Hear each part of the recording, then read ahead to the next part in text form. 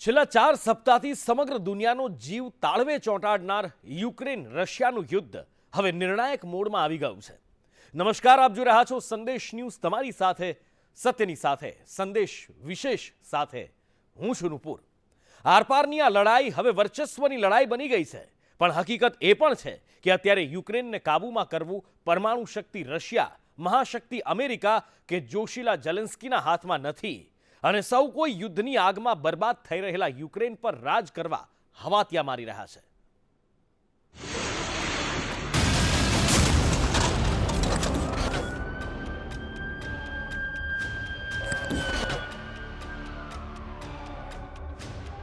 વિનાશકારી 28 દિવસ, ક્યારે રોકાશે યુદ્ધ?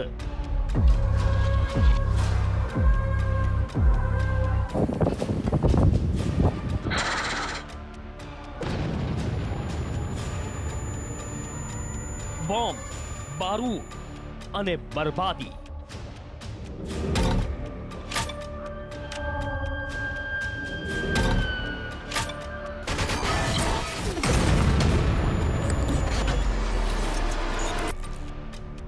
શહેરો આશિયાના બન્યા ખંડેર.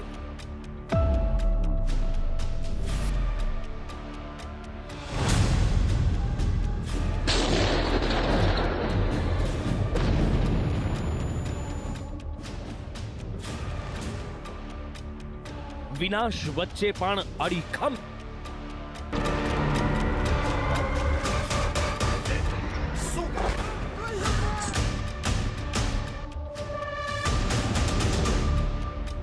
યુક્રેન પર કબજો કરવા પુતિનનું બ્રહ્માસ્ત્ર.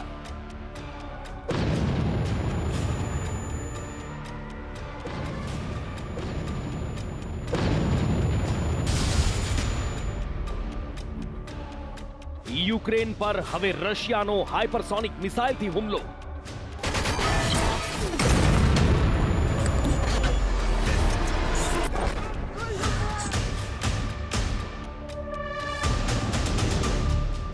અમેરિકાએ કહ્યું, યુક્રેનને કાબૂમાં લેવા બોખલાયું રશિયા.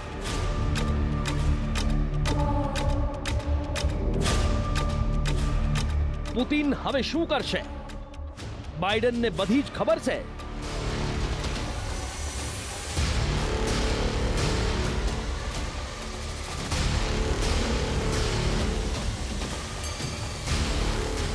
ઝેલેન્સ્કીના યુક્રેનને નથી થવું નાટોમાં સામેલ.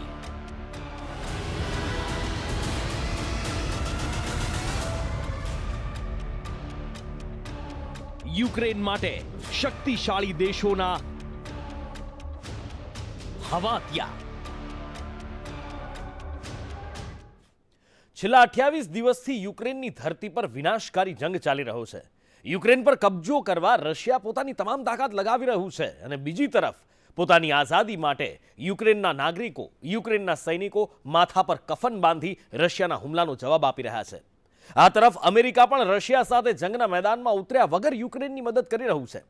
ટૂંકમાં કહીએ તો યુક્રેનને લઈને સૌ કોઈ હવાતિયા મારી રહ્યા છે, અને આ હવાતિયા મારવાની હોડમાં જીવતું, જાગતું અને ધબકતું યુક્રેન કબ્રસ્તાન બની રહ્યું છે.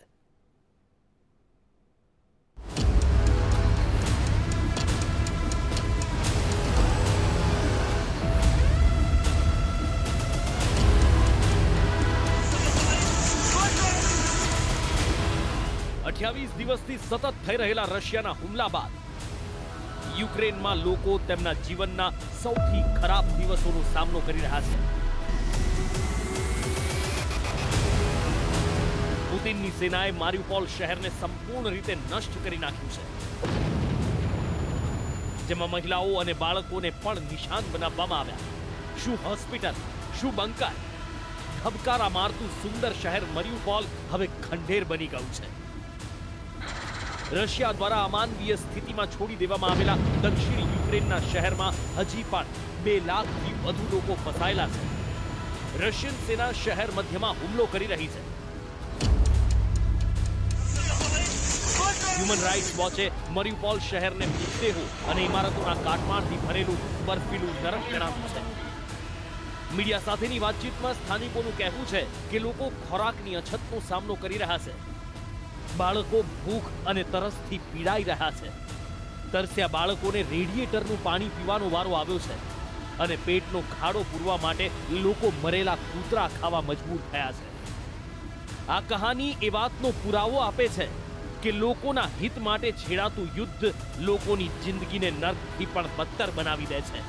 પછી એ જંગ પુતિનની જીદની હોય કે સ્વતંત્રતા માટે બાયો ચડાવતા ઝેલેન્સ્કીની હોય કે પછી રશિયાનું નાક દબાવવા માટે યુક્રેનને નાટોમાં સામેલ કરવાની મહાસત્તાની જીદ હોય. દેશના રાષ્ટ્રાધ્યક્ષોની જીદ નાગરિકોની જિંદગીને નર્કનો અહેસાસ કરાવી રહી છે.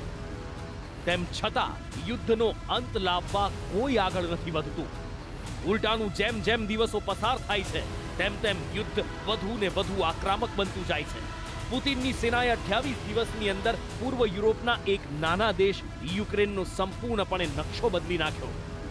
રાજધાની કીવ હજી પણ સ્વતંત્ર છે અને તેના પર કબજો મેળવવા માટે પુતિને પ્રહારો તેજ કર્યા છે. વિશ્વના તમામ રક્ષા વિશેષજ્ઞોનું માનવું છે કે રશિયા યુક્રેન યુદ્ધમાં હવે વિનાશકારી હથિયારોનો ઉપયોગ થઈ શકે છે અને આવનારા દિવસોમાં આ યુદ્ધ વધુ વિનાશકારી સાબિત થશે. અને આ સંકેતોનો પુરાવો આપવા માટે રશિયાના રાષ્ટ્રપતિ પુતિને યુક્રેન પર હાઇપરસોનિક મિસાઇલથી હુમલો કરવાની મંજૂરી આપી છે. રશિયન સેનાએ હાઇપરસોનિક મિસાઇલથી યુક્રેન પર એવો પ્રહાર કર્યો કે દુનિયા માત્ર જોતી રહી ગઈ. પહેલા રશિયાએ પોતાની હાઇપરસોનિક મિસાઇલથી યુક્રેનમાં ગુપ્ત હથિયારોના ગોડાઉનને નષ્ટ કર્યું અને ત્યારબાદ તબાહી માટે વધુ એક હાઇપરસોનિક મિસાઇલ લોન્ચ કરી. અવાજથી પણ ઝડપી પ્રહાર કરનારી આ રશિયન હાઇપરસોનિક મિસાઇલના હુમલાની વચ્ચે અમેરિકાએ દુનિયાને ચેતવી છે કે રશિયા યુક્રેનને ખંડર બનાવવા માટે કેમિકલ હથિયારોનો પણ ઉપયોગ કરી શકે છે. રશિયા અને યુક્રેન વચ્ચેના આ બારૂદી દ્રશ્યો છેલ્લા 4 સપ્તાહથી આખી દુનિયા જોઈ રહી છે. બધું જ હતું નહોતું થઈ રહ્યું છે. યુક્રેનના એક બાદ એક શહેરો ખંડેર બની રહ્યા છે. ત્યારે હવે પુતિનના બારૂદી પ્લાનને અટકાવવા માટે મહાસત્તા અમેરિકાએ પોતાની તૈયારી પૂર્ણ કરી લીધી છે. 25 માર્ચે બાઇડન પોલેન્ડની ધરતી પર હશે. ડિફેન્સ એક્સપર્ટ્સનું કહેવું છે કે યુદ્ધકાળમાં બાઇડનનું પોલેન્ડ જવાનો મતલબ પુતિનને સીધો સંદેશ આપવાનો છે. સંદેશ એ જ કે જો હવે રશિયા ન અટક્યું તો આવનારા દિવસોમાં યુદ્ધ રશિયા વર્સિસ યુક્રેન નહીં પરંતુ અમેરિકા વર્સિસ રશિયા હશે. જંગના મેદાનમાં અમેરિકા અને રશિયા સામસામે આવે એ પહેલા બંને વચ્ચે જુબાની જંગ અત્યારથી જ તેજ બની રહ્યો છે. અમેરિકાનો દાવો છે કે જે હેતુ સાથે રશિયાએ યુક્રેન યુદ્ધની શરૂઆત કરી હતી તેને પૂર્ણ કરવામાં રશિયા નિષ્ફળ રહ્યું છે. જો કે આ નિષ્ફળતા છતાં યુદ્ધ સરળતાથી સમાપ્ત નહીં થાય. અમેરિકાના દાવાઓ પર ક્રેમલિનના પ્રવક્તાઓનું કહેવું છે કે યુક્રેન યુદ્ધ અમારી રણનીતિ મુજબ ચાલી રહ્યું છે. સાથે જ તેમણે સ્પષ્ટ કર્યું કે રશિયા પરમાણુ હથિયારોનો ઉપયોગ ત્યારે જ કરશે જ્યારે તેના અસ્તિત્વને ખતરો હશે. આ તરફ બાઇડનના પોલેન્ડ પ્રવાસ પહેલા ઝેલેન્સ્કીએ નાટો સામે પણ મોરચો ખોલ્યો છે. મીડિયા સાથેની વાતચીતમાં ઝેલેન્સ્કીએ કહ્યું કે નાટોએ એ સ્પષ્ટ કરવું પડશે કે તે યુક્રેનને સ્વીકારી રહ્યું છે, નહીં તો કહી દે કે યુક્રેનને સ્વીકાર નહીં કરે. નાટો રશિયાથી ડરે છે એ સત્ય છે. નાટો વિવાદાસ્પદ વસ્તુ અને રશિયા સાથે લડવાથી ડરે છે. ઝેલેન્સ્કીના નિવેદનોમાં નાટો સંગઠન માટેની કડવાશ હવે વધી રહી છે. આ પહેલી વખત છે કે વાતચીત માટે ઝેલેન્સ્કીએ ટેબલ પર પુતિન સાથે આવવાની હામી ભરી હોય. પણ સવાલ થવો સ્વાભાવિક છે કે શું પુતિન અને ઝેલેન્સ્કી વાતચીતથી સમાધાનનો રસ્તો કાઢી શકશે? લાંબા સમયથી હું રશિયાના રાષ્ટ્રપતિને વાતચીત કરવા માટે કહું છું, કેમ કે જ્યાં સુધી વાતચીત નહીં થાય ત્યાં સુધી એ ખબર નહીં પડે કે યુદ્ધ રોકવા માટે તેઓ શું ઈચ્છે છે અને સમાધાન શું થઈ શકે છે. ડિફેન્સ એક્સપર્ટ્સનું માનવું છે કે બંને દેશના રાષ્ટ્રાધ્યક્ષ જ્યારે ટેબલ પર વાતચીત કરશે તો કોઈને કોઈ સમાધાનનો રસ્તો જરૂર નીકળશે. ઝેલેન્સ્કીનું માનવું છે કે યુદ્ધ વિરામ પહેલા પુતિન સાથેની બેઠકમાં કોઈ પણ વાતની આશા રાખવી મૂર્ખતા ગણાશે. રશિયાએ પહેલા યુદ્ધ વિરામ કરવું પડશે, ત્યારબાદ જ વાતચીત થશે. એક તરફ રશિયા અને યુક્રેન વચ્ચે ભીષણ યુદ્ધ ચાલી રહ્યું છે અને બીજી તરફ તેને રોકવાના પ્રયાસો થઈ રહ્યા છે. તુર્કી આ પ્રયાસોમાં સૌથી આગળ હોય તેવું લાગી રહ્યું છે. છેલ્લા 2 સપ્તાહમાં તુર્કીએ કૂટનૈતિક રીતે સંકટને ઉકેલવા માટેના તમામ પ્રયાસો કર્યા એવો દાવો કર્યો છે. યુક્રેન અને રશિયા સમાધાનની નજીક પહોંચી ગયા છે. જો કે સવાલ થવો સ્વાભાવિક છે કે 2 ખ્રિસ્તી દેશો વચ્ચે આ મુસ્લિમ દેશ અચાનક આટલો મહત્વપૂર્ણ કેવી રીતે બની ગયો? તો તેની પાછળ 3 પરિબળો જવાબદાર છે.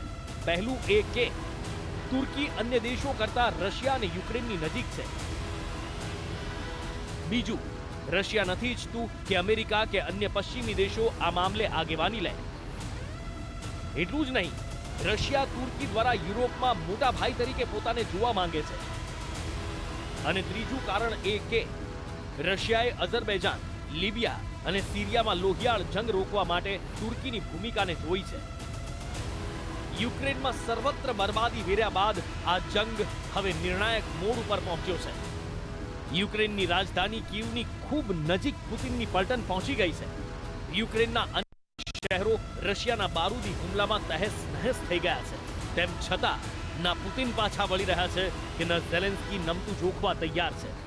ત્યારે સવાલ એ જ છે કે શું બાઇડનની એન્ટ્રીથી પુતિનના તેવર નરમ પડશે કે પછી અમેરિકી રાષ્ટ્રપતિનો દાવ આગમાં ઘી હોમવાનું કામ કરશે?